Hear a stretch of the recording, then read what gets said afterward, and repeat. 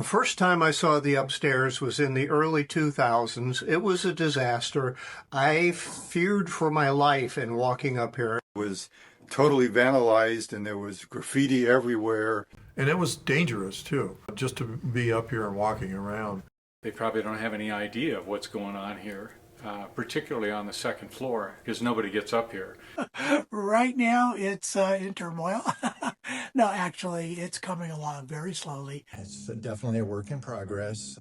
I can't even imagine the amount of hours it's going to take. Let's just call it the place where the final dream is coming together. Restoring a house is not the same thing as building a house from scratch.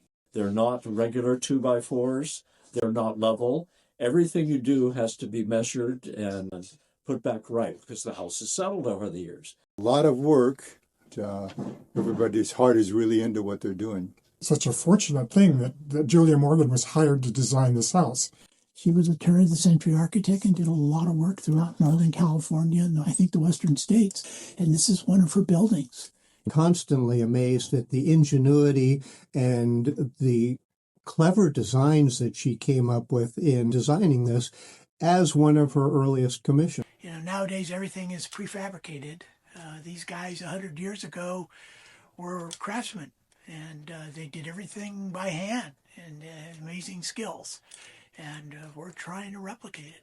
We need to honor the craftsmanship that's here. We're not going to let it just fade away.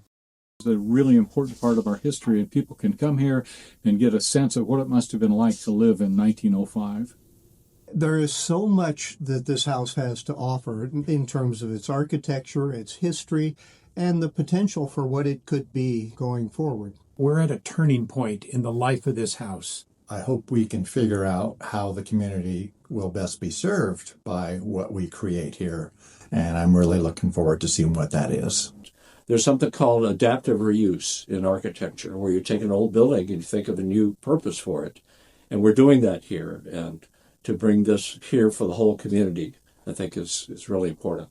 We've gone a really, really long ways the last 15 years here, improving the house and the grounds, and we're not going to stop.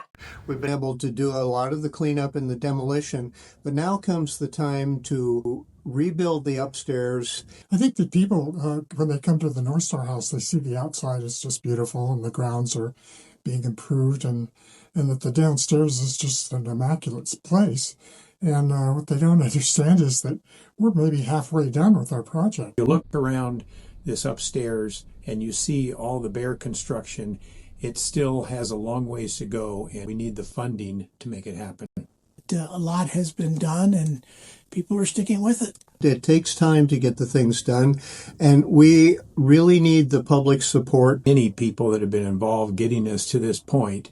And it's like, don't stop now. We've still got a lot to do. Any contributions that can be made are greatly needed and very much appreciated.